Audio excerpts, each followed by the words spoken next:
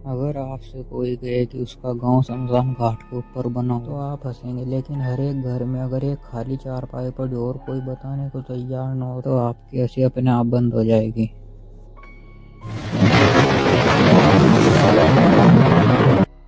राजस्थान में रेत और सूखे पहाड़ों के बीच एक गांव होता है बेराना। छोटा सा गांव था और छोटा गांव होने के साथ साथ ही वो इतना पुराना था कि किसी को भी ये नहीं पता कि वो कब बसाया गया था। उस गांव की एक अजीब बात ये थी कि उस गांव की मिट्टी आसपास की जगहों से ऊंची थी और इसका कारण यह है कि उस गांव के नीचे शमशान घाट हुआ करता था। और उस गांव का दूसरा शमशान घाट जो लोग इस्तेमाल करते थे उस गांव के बिल्कुल जस्ट सामने था। और वहाँ रहने वाले लोग ये भी बताते हैं कि यहाँ पर कभी भी सन्नाटा नहीं होता और अगर कान लगाकर देखो तो लकड़ी चटकने की आवाज आती है। लेकिन हैरानी की बात यह है कि वहाँ पर कोई भी चिता नहीं जल रही होती। वहाँ के लोगों को इतना डर रहता है कि सूरज ढलने के बाद वो कोई भी गाँव वाला उस रास्ते से नहीं जाता। यहाँ तक कि उस गाँव के कुत्ते भी उसकी तरफ मुंह करके नहीं भौंकते। कहा जाता है कि वहाँ के लोगों ने कुछ ऐसे हादसे देखे जो उनको बिल्कुल चुप रखते हैं। तो वहाँ के लोगों को एक अलग ही डर का एहसास कराते हैं। वो ना तो किसी के साथ बोलना पसंद करते, मतलब अपने काम से काम रखते हैं। और एक मोहन नाम का लड़का होता है जो पैदा तो उसी गांव में होता है, लेकिन उसके माँ बाप उसे बचपन में उसके नानी के यहाँ शहर में छोड़ आते हैं। लेकिन उसके पिता का निधन होने के कारण उसको अपने गांव वापस आना पड़ता है। 20 सालों के बाद वह अपने गांव वापस लौटता है और मोहन के आने के बाद उसके पिता को शमशान लेके जाया जाता है। और जब उसके पिता की चिता जलती है ना तो एक चीज़ नोटिस करता है जिसे देख कर वो बहुत हैरान होता है। उस चिता की लपटें और धुआं गांव की तरफ जा रहा होता है, लेकिन वो तब कुछ नहीं बोलता, चुपचाप अपने घर आ जाता है। और घर आकर कुछ समय बाद वो वहाँ के लोगों से पूछता है कि हवा उल्टी क्यों बह रही थी, लेकिन तब कोई कुछ भी नहीं बोलता, सब चुप रहते हैं। और तब मोहन ये सोचता है कि ऐसा क्या है कि जो लोग मुझसे छुपा रहे हैं मुझे बताने नहीं चाहते। ये सवाल बार बार मोहन के मन में घूम रहे थे, लेकिन वो इन सबको थोड़ा इग्नोर करता है और रात का समय हो जाता है। रात के समय उसकी माँ उसको बताती है कि बाहर जो आंगन में चारपाई पड़ी है उसको छूने की कोशिश मत कर। और उसको कहते हैं कि मैंने तुझे जितना बताया सब तुझे इतना करना है। चुप हो जाता। और अब मोहन सोच में पड़ गया कि ऐसी क्या बात है जो सब लोग मुझसे छुपा रहे हैं।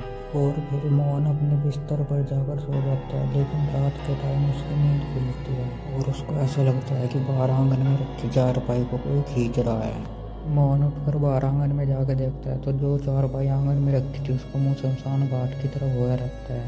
ये सब देख कर वो दोबारा से अपने बिस्तर पर जाकर सो जाता है, लेकिन 2:30 बजे उसे गांव के शमशान घाट में से रोने की आवाज़ और ढोल बजने की आवाज़ें आने लगती है। ये सब सुनकर वो उठ के बैठ जाता है, उसको बेचैनी होने लगती है। और फिर वो घर से बाहर निकल के देखता है तो उसे दिखता है कि गांव के छत के घरों पर लोग खड़े हैं, लेकिन कोई भी हिलडुल नहीं रहा और बस सब गांव के शमशान घाट की तरफ देख रहे हैं। और अब मोहन पूरी तरह से डर चुका था, तभी वो अपने पास ही के घर में रहने वाले पुजारी जी के पास जाता है और वो उनके घर गया और उनके घर पे देखता है तो वहाँ पर कोई नहीं था। वो वापस अपने घर आ जाता है और सोचता है कि कल सुबह जाके देखूंगा, क्या पता मुझे पंडित जी मिल जाए। इतना सोचने के बाद वो फिर सो जाता है और सुबह को उठता है तो तब वो उन पंडित जी के घर जाता है जो गांव के सबसे बुजुर्ग आदमी थे और देखता है कि वो एक अंधेरे कमरे में बैठे हैं हाथ में लैंप लिए हुए। और मोहन उनको अपनी सारी बात बताता है जो जो उसके साथ हुआ।